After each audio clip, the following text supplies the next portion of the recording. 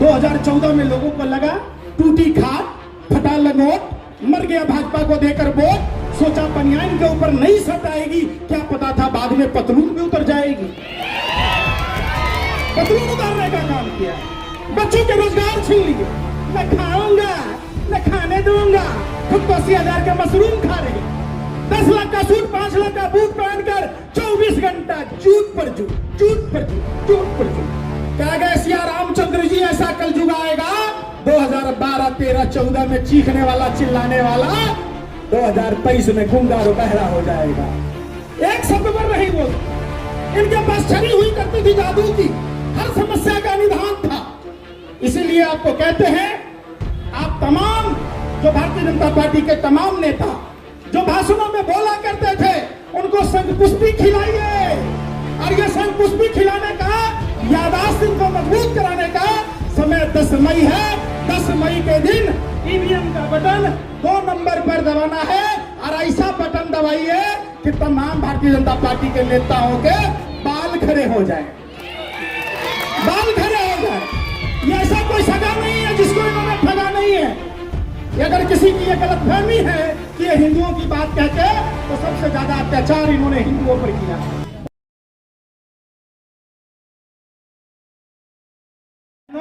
मित्रों का फॉर्मूला आपने सुना होगा, मित्रों पूरे देश में नहीं पूरे विश्व में घूम घूम कर फेंकता है, और इसरो अंतरिक्ष में फेंकता है। मन की बात कहते हैं, जली को आग कहते हैं, बुझी को राख कहते हैं, और जिस बकवास को सुनकर देश की जनता का हाल बेहाल हो जाए उसे मन की बात कहते हैं। अरे मन की बात तो अपनी पत्नी से किया जाता है, जो प्रधानमंत्री जी नहीं करते। प्रधानमंत्री केरल स्टोरी पर बात करते, प्रधानमंत्री कश्मीरी पंडितों पर बात नहीं करते, प्रधानमंत्री कानपुर और उन्नाव की घटना पर बात नहीं करते, प्रधानमंत्री हाथरस की घटना पर बात नहीं करते, प्रधानमंत्री आवास से चंद कदमों की दूरी पर देश की बेटे और बेटियां जो देश के तिरंगे के सम्मान में गोल्ड मेडल जीत कर लाती है, प्रधानमंत्री उस पर नहीं बोलते, उल्टा बेटियों को पिटवाते हैं। आपने बिल्किस बानो की घटना भी देखी होगी। इन लोगों की बेशर्मी इतनी है, जो गैंगरेपी है, जो बलात्कारी है, उनके सम्मान में बैंड बाजे बजाते हैं। ये चुनाव का समय है, लोकतंत्र का समय है, लोकतंत्र का महान पर्व है। 10 मई को आपको चुनाव करना है, अच्छे और बुरे का फैसला आपको करना है, आपके स्वविवेक से करना है। प्रधानमंत्री को या भारतीय जनता पार्टी के तमाम नेताओं को जहां रोटी कपड़ा मकान की बात करनी थी, जहां शिक्षा रोजगार स्वास्थ्य की बात करनी थी, वो बात नहीं करते। बात क्या करते? जिससे समाज में नफरत फैले। अभी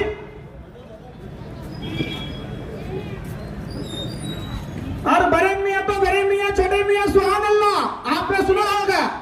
हमारे ओवैसी साहब भी मैदान में आ गए हैं, कहते हैं हर बात में, देखो देखो कौन आया, शेर आया, शेर आया। अरे भैया, शेर का काम रिहाइश में है क्या? शेर का काम जंगलों में है। शेर अगर रिहाइश में आएगा तो शेर आदमखोर हो जाएगा। वो बीजेपी के बी टीम बनकर काम कर रहे, वो जानबूझकर भाजपा को फायदा पहुंचाने के लिए तकरीरें पढ़ते फिरते हैं। जब हिजाब का मुद्दा था, हम कहते हैं देश में 40 करोड़ मुसलमान भाइयों की बात की जाती है। हम अगर 10 रुपए प्रतिदिन निकालते हैं, 300 रुपए महीना होता है, 12,000 करोड़ रुपया होगा। हमारी बच्चियां हिजाब लगा कर जाए या ना लगा कर जाए, उनकी मर्जी है। हमारे स्कूलों की कमी नहीं होगी, उसकी बात नहीं करते। बात तब नहीं करते जब दिल्ली में दंगे होते हैं, तब जब प्रभावित लोग हैं उनके बचाने का कोई उपाय नहीं है। सिर्फ और सिर्फ चुनाव में बिन बुलाए मेहमान की तरह आ जाते हैं। बेगाने शादी में अब्दुल्ला दीवाने घूम घूम कर कहते हैं, बड़ी बड़ी तकरीरें पढ़ते हैं। अरे भैया, जब हमारे समाज का बच्चा जब किसी आफत और विपत्ति में आता है, तब आप क्यों नहीं बोलते? तब आपको कौन सकेगी? बिहार में किशनगंज का आपने सुना होगा नाम, अलीगढ़ यूनिवर्सिटी की स्थापना हुई। पूरा पूर्वांचल सीमांचल का जो एरिया था, उसका फंडिंग रोक दिया गया, मुस्लिम बच्चों को शिक्षा से वंचित किया गया भाजपा की सरकार में। लेकिन एक बार ओवैसी साहब लोकसभा में नहीं बोलते और न ही पीएल दाखिल करते। यह चुनाव है, कर्नाटक की इस पावन भूमि पर मैं खड़ा हूं और आपसे भीख मांगने आया हूं, दोनों हाथ फैलाकर। आपका एक एक वोट इस जुल्मी शासक भारतीय जनता पार्टी की जो जुल्म करती है, जो नफरत फैलाती है, इसके ताबूत में आखिरी कील साबित होगी।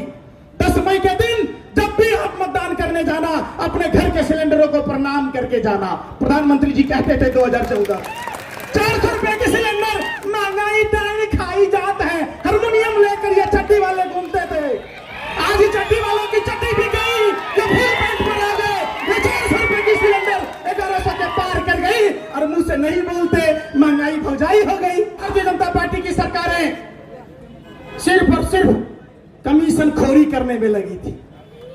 गली गली में शोर है, पूरे कर्नाटक के गलियों में शोर है। कर्नाटक का मुख्यमंत्री 40% कमीशन खोर है। मुख्यमंत्री के इलाके से होके आया, मुख्यमंत्री के इलाके में काम नहीं है। दिक्कत है ऐसे मुख्यमंत्री को। कई बार के विधायक हैं, आपके क्षेत्रों में स्कूल नहीं, आपके क्षेत्रों में सड़कें नहीं, आपके क्षेत्रों में पानी नहीं, तो मुख्यमंत्री काहे के लिए भैया? तुम कब जाने के लिए बने हो क्या? आपके दायित्व तो है, आप जिस जनता के टैक्स के पैसों से वेतन लेते हो, सुविधाएं भोगते हो, आपको जनता की काम पर करनी होगी। नहीं तो ये जनता 10 मई को कान पकड़कर आपको मुख्यमंत्री के पद से हटा देगी, विधायक भी नहीं रहने देगी। हम अभी जिस विधानसभा में है, उस विधानसभा में भी देखा विधायक जी के कार्य, एक मामूली से विधायक होने के बावजूद इन्होंने जनता से जो मिलने का, जुलने का, जो विकास का काम किया है। और कांग्रेस पार्टी की सरकार जैसे राजस्थान में भी आपने देखी होगी, कर्मचारियों की पेंशन चालू कर दी। 3 मुनि हमारे नजर में है, अगस्त मुनि समुद्र पी गए, अटल मुनि पेंशन पी गए, और नरेंद्र मोदी पूरा रोजगार पी गए। तो हमको इनको भगाना है। सोच लीजिए, हर आदमी के घर में रोजगार था। हमारी पूर्व प्रधानमंत्री स्वर्गीय इंदिरा गांधी ने अपने एक कलम से प्राइवेट नौकरी करने वाले को सरकारी नौकरी दी, सरकारी नौकरी करने वाले को पेंशन दिया, अनुकंपा के आधार पर नौकरियां दी, परिवार खुशहाल था। जब से भारतीय जनता पार्टी की सरकारें आई, हमें और आपको रंग का भेद, भाषा का भेद और तो और धर्म के नाम पर, अभी आपने देखा होगा भगवा का विरोध कर रहे हैं भारतीय जनता पार्टी के लोग। अरे भैया, रविवार को भूरा, सोमवार को सफेद, मंगलवार को लाल, बुधवार को हरा, बृहस्पतिवार को पीला, शुक्रवार को नारंगी और शनिवार को नीला और काला। तो कौन से दिन कौन सा कपड़ा पहने, ये तो बता दो। इनके पास काम नहीं है। ये 2 करोड़ युवाओं को रोजगार देने की बात कह रहे थे। 10 साल में 20 करोड़ युवाओं को रोजगार देना था। आप बताइए, आप कर्नाटक के मतदाता हैं, आप कर्नाटक के भगवान हैं, आपका एक वोट सिर्फ लोकतंत्र में इनको गद्दी से उतार सकता है। संविधान में रिकॉल की सुविधा नहीं है। आपको सोच समझकर वोट करना होगा। जाति धर्म से ऊपर उठकर कांग्रेस के उम्मीदवारों को वोट देकर जिताना होगा। कांग्रेस की सरकार बनेगी, सिलेंडर सस्ते मिलेंगे। ये कहते थे मनमोहन सिंह, नहीं बोलते। अरे भैया, मनमोहन सिंह जी बोलते नहीं थे, काम करते थे। आप तो सिर्फ बोलने का ही काम करते हो। आप देखिए ना, पुलवामा की घटना हुई, जांच नहीं हुई। इनके ही पार्टी के नेता राजपाल सतपाल मलिक ने बयान खुलासा किया, पूरे देश में राष्ट्रभक्ति की बातें की। अब लोगों ने तो उसी समय कहा था कि ये आरडीएक्स कहां से आया, ये जेलेटिन कहां से आई, ये कार किसका था। क्या सैटेलाइट फुटेज के आधार पर कार्रवाई नहीं करनी थी? इन्होंने कहा हर सांसद आदर्श गांव करेगा। कह गए सिया रामचंद्र जी, ऐसा कलयुग आएगा 2012, 13, 14 में चीखने वाला, चिल्लाने वाला 2023 में गुंगा और बहरा हो जाएगा। एक शब्द पर नहीं बोलते। इनके पास छड़ी हुई करती थी जादू की, हर समस्या का निदान था। इसीलिए आपको कहते हैं, आप तमाम जो भारतीय जनता पार्टी के तमाम नेता जो भाषणों में बोला करते थे, उनको शंखपुष्पी खिलाइए। और ये शंखपुष्पी खिलाने का, याददाश्त इनको मजबूत कराने का समय 10 मई है। 10 मई के दिन ईवीएम का बटन 2 नंबर पर दबाना है और ऐसा बटन दबाइए कि तमाम भारतीय जनता पार्टी के नेताओं के बाल खड़े हो जाए, बाल खड़े हो जाए। ये ऐसा कोई सगा नहीं है जिसको इन्होंने ठगा नहीं है। अगर किसी की ये गलतफहमी है कि ये हिंदुओं की बात कहते हैं, तो सबसे ज्यादा अत्याचार इन्होंने हिंदुओं पर किया है और मुसलमान भाइयों पर तो किया ही है। नेचुरल सी बात है। इन्होंने तो जानबूझकर डॉक्टर कफिल को भी फंसाया था। कई हमारे देश में युवा मुस्लिम युवाओं को जबरन एनएसए यूपीए में डाल दिया। जब उन पर कोई कानूनी कार्रवाई होती है सबसे पहले हम भूल जाते हैं, जबकि हमारे मुसलमान भाइयों को याद रखना होगा, हमें सिर्फ खुदा से डरना चाहिए। ये कौन है? नामरूद का भी अंत हुआ था, कंस का, रावण कौरव कंस का भी अंत हुआ था। प्रधानमंत्री जी को यमाजर में होकर नहीं आए, ये भी चुनाव हारेंगे। इनकी कलई खुल चुकी है। 2014 में लोगों को लगा टूटी खाट, फटा लंगोट, मर गया भाजपा को देकर वोट, सोचा बनियान के ऊपर नहीं सट आएगी, क्या पता था बाद में पतलून भी उतर जाएगी। पतलून उतारने का काम किया, बच्चों के रोजगार छीन लिए।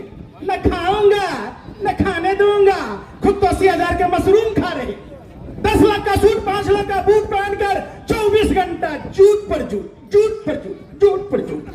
जब तक आप सर खुजाओगे, एक जूट प्रधानमंत्री की पकड़ोगे, दूसरा जूट, फिर तीसरा जूट। बेशर्मी की भी हद होती है। प्रधानमंत्री कर्नाटक के चुनाव में 2-2 हाथ करने को है।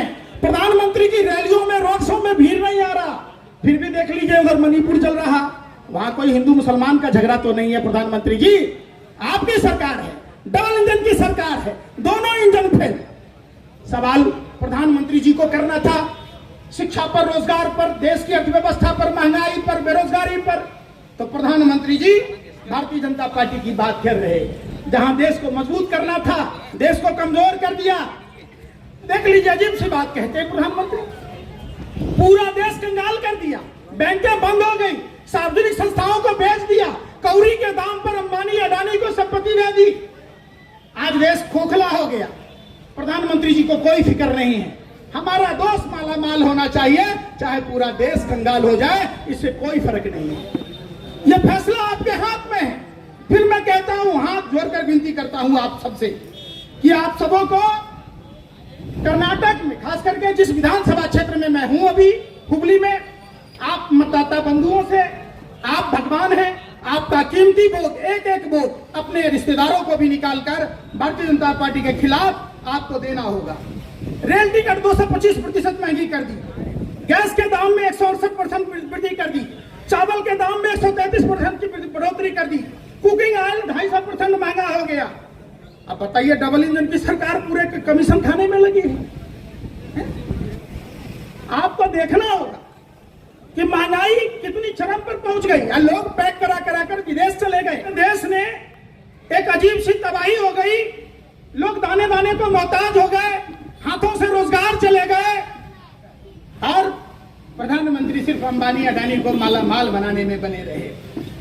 ये चुनाव कर्नाटक, पूरा देश नजरें टिकाए बैठी है कर्नाटक की आप जनताओं पर। कर्नाटक की जीत पूरे देश की जीत होगी। पूरे देश में होली दिवाली मनेगा, ईद बकरीद मनेगा। तो आपको फैसला करना है कि 10 मई को निकलना होगा आपको घर और मकानों से, जंग लड़ना होगा भाजपा आरएसएस के इन बेईमानों से जो भाई से भाई को जुदा करते हैं। गोवलकर इनके गुरु हुआ करते थे, द्वितीय गुरु। उन्होंने कहा, अपनी किताब में लिखा, बंच ऑफ थॉट में, कि 95% लोगों को गरीब बनाना। आज यकीनन आप अगर देखेंगे तो पूरे देश को गरीब बनाने की साजिश इसी भाजपा आरएसएस की है, जो देश को लूट रही है, अपने मित्रों को मालामाल बना रही है। 5% लोगों को मालामाल, बाकी देश का कोई फिक्र नहीं है। देश की तमाम समस्याएं हैं। देश की बेटियां आज दिल्ली के बॉर्डर पर जबरन पुलिसिया कार्रवाई होती है। जब पुलिसिया कार्रवाई ब्रजभूषण शरण सिंह पर होना चाहिए, जो टाटा में बंद था, जो तिहारी है, जो दाऊद के साथ था, लेकिन आप गाली किसको देंगे? मुसलमान भाइयों को। जब राहुल गांधी जी ने king of fraud Gautam Adani की बात की कि 20,000 करोड़ रुपए किसके हैं, एलेरा कंपनी किसकी है, तो जब तमाम सवाल पूछे तो राहुल गांधी जी की संसद में सदस्यता रद्द कर दी गई, संसद को म्यूट कर दिया गया, सड़कों पर प्रदर्शन नहीं करने दिया जा रहा। अरे भैया, पहले लड़े थे गोरों से, अब लड़ेंगे भाजपा आरएसएस के इन चोरों से जो देश को बर्बाद कर रहे हैं। भाजपा आरएसएस के लोग लोगों को डराते हैं, केस कर देंगे। अरे भैया, कानून का तुम्हारे हाथ की कठपुतली है। ये देश क्रांतिकारियों की भूमि है। हमने बहुत सारे ऐसे लोगों को देखा।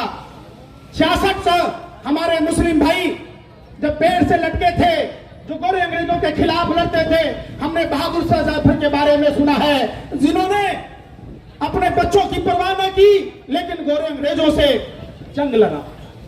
हमने देखा है, अब्दुल कलाम जैसे लोगों को देखा है। ये भाजपा के लोग जबरदस्ती आपस में लड़ाते हैं, कोई गला और सिजवा हो भी तो हमें आपस में भाइयों को भूलकर भाजपा के आरएसएस के इन जो दलाल किस्म के लोग हैं, जो देश को गर्त में ढकेल रहे हैं, जो देश को बर्बाद कर रहे हैं, हमारे आने वाली पीढ़ियों को बर्बाद कर रहे हैं, इसका मुंह तोड़ जवाब देना होगा। इसके लिए जरूरी है 10 मई को आप और मैं सब मिलकर, कोई भी गला शिकवा किसी उम्मीदवार के खिलाफ हो सकता है कि आपके उम्मीदवार आपको समय न दे पाए हों, तमाम मुद्दों को ध्यान में रखिए। देश में जो परिस्थितियां 10 साल में आई है, उन सब परिस्थितियों को जब भी आप मतदान करने निकलना, अपने घर के युवा बेरोजगारों को देखकर निकलना। आप देखकर निकलना अपनी बहन बेटियों को, कि जैसे अपनी बहन बेटियां होती है वैसे ही देश की बेटियां जो दिल्ली के जंतर पर मंतर पर बैठी हैं, उनकी फिक्र अपने बेटियों से कम मत करना। ये 10 मई का दिन निर्धारण करेगा कि आप देश की बेटियों के साथ हैं कि नहीं। आपने देश के अन्नदाता पालनहार किसान भाइयों को देखा होगा, साल भर तक बैठे थे, प्रधानमंत्री कह रहे थे मैं समझा नहीं पाया। अरे भाई, समझा तो आप जसोदा बेन जी को नहीं पाया। हिंदू धर्म में मांग में सिंदूर भरना कोई दस्तूर नहीं है, इस बात का प्रतीक है कि उसका पति जब तक जिंदा रहेगा पत्नी की हिफाजत करेगा। अपनी मां के देहांत के बाद मुंडन नहीं कराया, अपनी पत्नी को मिलने नहीं दिया। बताइए, ये तमाम चीजें हैं। बातें तो बहुत सारी हैं, कहने को बैठूं तो बहुत अच्छा मौका था हमें आप एक दूसरे से, लेकिन हाथ जोड़कर विनती है, मैं आपसे एक वोट भीख मांगने आया हूं कि कांग्रेस उम्मीदवार जो यहाँ 2 नंबर क्रम संख्या है, अभैया जी, इनको वोट दीजिएगा, लाज रख लीजिएगा, पूरे देश का लाज रखिएगा। देश को दूसरी गुलामी से मुक्ति दिलाना आप सभी हुगली वासियों का परम कर्तव्य है। जय हिंद, जय भारत, जय भीम।